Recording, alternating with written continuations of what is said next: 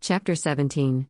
It all went according to plan, boss, Hammerhead said as the big man peered out the window toward the city, his hand absent-mindedly rubbing at his chin. The big man leaned back in his chair. Yes, we were able to study the wall crawler in action. And I was right. He has some sort of sensory for danger, which was why we weren't able to kill him with the last explosion. It is a shame, though. Lincoln, Osborne, and Fisk were in that ballroom, and I would have very much liked to have gotten rid of them. Hammerhead grumbled, as was his normal manner. So, what do we do next? The big man turned his swiveling ornate chair to look at the henchman. Spider-Man had been a thorn in his side since he began his criminal enterprise. He wasn't like the other Avengers, who focused more on defending the Earth from worldly catastrophes. No, Spider-Man did both. He fought with the Avengers and focused on low-level street crime. If it didn't directly affect the big man, he would look at Spider-Man as a unique case study, someone he would like to inspect just to see how he ticked. Hell, he could even say that he respected his dedication. But alas, the wall crawler chose to put his nose directly in his business, which made him the big man's biggest target. We continue on with the plan, he said with a definitive voice and a menacing smile. Spider-Man will have plenty to distract him over the coming months. How has Watson been faring? Hammerhead grimaced. The big man knew that his loyal henchman would have rather just shot the man than give him this unique opportunity. There is something slimy about him, Hammerhead confided to him as Watson was ushered away to prep for experimentation. I can tell his sort. He's not the type that will follow orders once he gets enough of his own power. But what Hammerhead didn't realize was that was exactly what the big man was counting on. A loose cannon like Watson was sure to keep the webhead plenty occupied. Watson is in recovery now, Hammerhead said, resentment lingering in his tone. The big man smiled. Good. It won't be long now. Peter released another web, trying to find some sort of way to release the pent-up energy he felt as well as the frustration. When he had arrived earlier at the hotel, he had found a way to sneak in through their venting system and watched through the crate for any signs of the big man. He had previously considered showing up undercover, but he scrapped that idea because he didn't want any sign of Peter Parker at the party, thinking that it would be a step too close for someone to look at the guests and surmise that Spider-Man was among them if he happened to show up later. And besides that, he had somehow lost the invitation. But he was lucky that he made that decision. Because imagine his shock and dismay at seeing Mary Jane in the ballroom below, looking even more stunning than ever in that strapless, green dress and her hair curled. Hell, she looked sexy. He had even felt himself start to physically react at seeing her all dressed up, with her back nearly bare, before the situation caught up to him and fear for her clawed up his chest. He was far beyond the ramifications of if he showed up as Peter Parker and Mary Jane had seen him there and then later Spider-Man. No, by then, he was thinking of how he could possibly get her out of there before things went down with the big man. Then, he had gotten all distracted when he saw that a boy had started talking to her at the bar. Peter frowned as he released another web that attached to a nearby building. That same boy had also sat next to her at the table and touched her bare back after Peter had gotten rid of the bomb. Before Mary Jane had later clarified that she was only there to find Spider-Man again, Peter swore that she and this boy were there together. On a date. Jealousy flared in his chest, raw and bitter. It wasn't that outlandish for him to assume that. The boy was classically good-looking and he practically screamed money based on his outfit. All of that added on top of the fact that the big man somehow knew that Peter was coming for him and had set up a bomb that just so happened to be under the table Mary Jane was sitting at. Peter wanted to punch something. He wanted to punch something hard. Specifically, the big man's face. The only thing about all of this that gave him some peace of mind was when he got Mary Jane to admit that she didn't deliberately follow him into danger. Just that she thought that he would be a guest at the party. Which now, thinking back on that statement again now, did that mean that she was trying to figure out his secret identity? How else did she think he would show up at a fancy ball? In a suit and tie but with his spider mask on? No. There had to be some part of her that was trying to seek the truth of his identity. The question was, how did Peter feel about that? How would Mary Jane? Would she be terribly disappointed if she learned the truth? That behind the mask, it was just Peter Parker? He sighed. He needed to get to know her more to try and gauge this. He needed to spend time with her as both Spider-Man and Peter Parker. Which was exactly why he agreed to Sunday night with her. At least that's why he kept trying to tell himself. It had nothing to do with the hopeful gleam in her eyes or her stunning smile. No way. He sighed again. It didn't sound convincing. He was in deep trouble when it came to Mary Jane Watson. The only question is, was it the good sort of trouble or the bad? Regardless, his main concern right now should be how Aunt May will react when she finds out that he stopped a bomb tonight. The first thing that Mary Jane did when she got home last night was to text Harry. Mary Jane, hey Harry. It's Mary Jane. How's your dad doing? I hope he's okay. She had hit send and then stripped out of her dress and began on her nightly routine of washing off her makeup and brushing her teeth, trying and failing to keep the budding grin off of her lips. Despite everything else, she had to admit that her excursion to the ball had been a rousing success. First, she met a new friend in Harry Osborne, who came on a bit strong when she first met him, but she came to realize that he was just lonely. Something that she mentally had a note to talk to Peter about tomorrow. Next, she got her first ever opportunity at becoming a professional model. She felt like she was floating on a cloud. First, she just had to make sure to build a portfolio. That was sure to be expensive.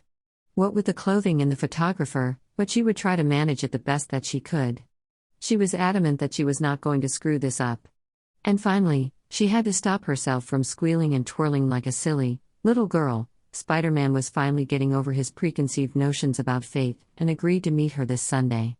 That was 5 nights from now, which seemed like a lifetime to her. She had only just seen him and she missed him terribly. She found herself wishing that she had his cell phone number so that the first thing that she did when she got home was to text him instead. Her phone had pinged then and she set down her washcloth to pick it up. Harry, yeah, he looks to be all right now. Our physician says that he doesn't have a concussion. Followed quickly by another text. Harry, Spider-Man needs to be more careful next time. He could have really hurt someone. Her lips had twisted in obvious disagreement to that statement and quickly typed out her response. Mary Jane, well, to be fair, he only had 2 minutes to find a bomb in order to save our lives. His response had been immediate. Harry, you're right. I should be grateful. I was just worried about my dad. They didn't talk for much longer past that since Mary Jane had been exhausted by the night's events. She didn't really let herself linger on thoughts of the bomb and how she almost died. Not when everything else about the night had got so fantastic for her. And for a brief moment, before she went to bed, she told herself that if she knew everything that she knew now before she even went to the party, she would probably still do it all over again, despite what she told Spider-Man about not deliberately going headfirst into danger. Which brought her to this morning. She was now fully dressed and ready to seize the day. Practically skipping to the door, she called out a goodbye for her Aunt Anna as she left and bounded 3 feet down the hall, right in front of the Parkers' door. She knocked, hoping that it wasn't too early for them to be expecting anyone. It was 8:20 a.m. and also Peter's summer vacation as much as it was hers. But he didn't seem like the type that slept in late. She only had to wait a moment before May opened the door. Mary Jane, she exclaimed and immediately went in for a hug. She loved this woman already. Between her and her Aunt Anna, who needed her mother anyway. It's so good to see you. What brings you by? She asked this as she released her from the hug. Mary Jane saw Peter in the background by the open window, watching them. She shivered under his gaze, though she didn't know why. Or you won't allow yourself to know why? Her thoughts pushed back at her without her permission. She stamped it back into place and smiled widely at May Parker and gestured to her nephew. To see Peter, actually. At this, May seemed to brighten even more and opened the door wider. Oh, well, come in. Peter doesn't have any plans today. Mary Jane pressed her lips together to suppress a laugh as they both watched Peter's face redden significantly. Honestly, he was just so easy to goad. Aunt May, he half protested, half warned before he turned his penetrating gaze fully on Mary Jane. Hey Red. Did her knees just become slightly weaker? No? Just checking. She flashed him her most dazzling smile as she walked past May to approach him. Hey, Tiger. What have you been up to lately? When she stood by him, she saw as he lifted his hands to indicate to the object that he was holding in his hands. Just taking up an old hobby again. Her eyes fixated on what was in his hands and couldn't help but appreciate the nice, fancy professional-looking camera that he held. She stared at it for a beat and then let her gaze drift up to meet his once again. Okay. I came over to ask you a favor, but now it looks like I'm going to have to ask you too. His brows turned quizzical in their tilt as he stared back at her, questions in his eyes. 2 favors? She nodded and brushed a lock of her hair behind her ear as she dropped her gaze to the floor. Yes. And I feel really bad asking for them because this on top of you helping me move, she sighed and looked back up at him again. I don't want you to think that I am just using you. Immediately Peter was shaking his head. Of course, he would disagree with her on this. He was a good guy like that. What? No. I would never think that. He denied vehemently as he rested a gentle hand on her arm. Tell me what your favors are. I'd be happy to help. She bit her lip and gave in. Okay, fine. But you have to promise that I owe you at least one favor. He gave her a wide-eyed look of bewilderment. It was cute. But I don't need anything right now. She shrugged. I never said that there was an expiration date. Once you think of something that you need help with, I'm there. His lips finally twitched before he let out a laugh and took his hand off her arm and held it out to her. Deal? They shook hands. Now tell me about these favors before I go crazy with curiosity. Mary Jane leaned herself against the wall next to the open window that she assumed he was taking pictures out of. I met a new friend last night. His name is Harry Osborne, she began and watched with confusion as Peter's smile fell and was replaced with a brief appearance of irritation until he caught himself and smoothed his expression to neutrality. She couldn't understand it, so she continued on as though she hadn't noticed. He's jumped around from school to school and he's really lonely because of it. Yeah, I bet that would make him real lonely, Peter muttered as he busied himself by reaching down and placing the cap on the camera lens. He needs friends, Mary Jane stressed as she tried to determine what was behind the weird shift of his behavior. And he's going to be starting at your school this coming year. His first time at a public school. I was wondering if you could invite him over sometime before that? Do normal guy stuff? Like play video games, eat pizza, and rate your burps or whatever. Finally, his lips twitched again as he looked back up at her. You think that guys just sit around and rate their burps? She held up her hands. Not my business what you do in your free time. He laughed, heartily, as he waved his hand at her in dismissal. Nah. We just discuss world domination through leaving the toilet seats up. She giggled. Not a bad plan, Tiger.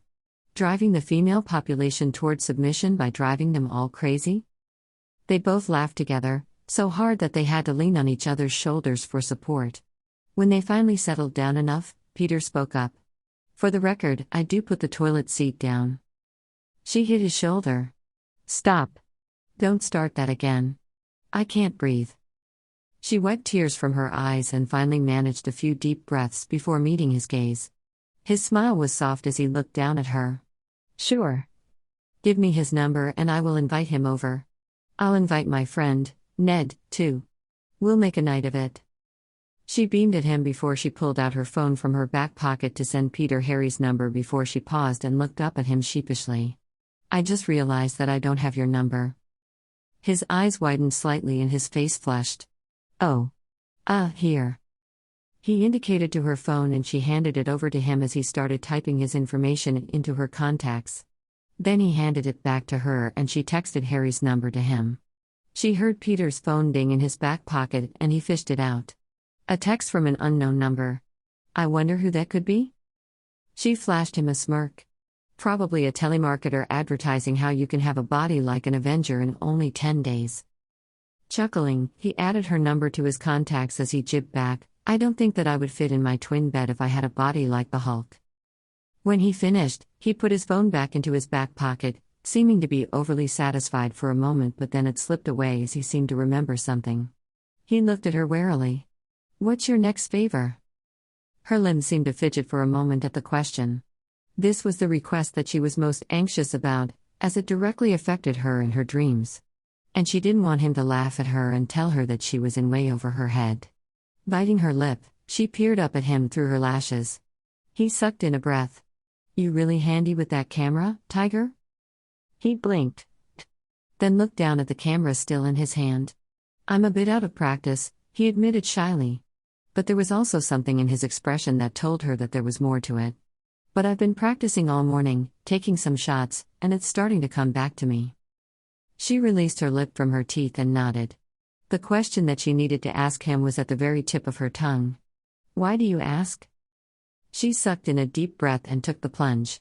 How would you feel about helping me start my modeling career, Tiger? AN, thanks so much for reading and supporting this story. Please leave me a comment, as I love reading them.